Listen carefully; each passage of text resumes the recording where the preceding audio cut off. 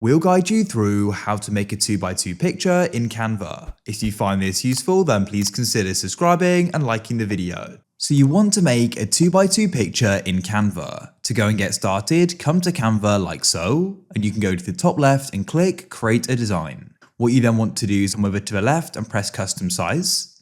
In Units, you need to go and select Inch, and then we can set the width and height for 2x2.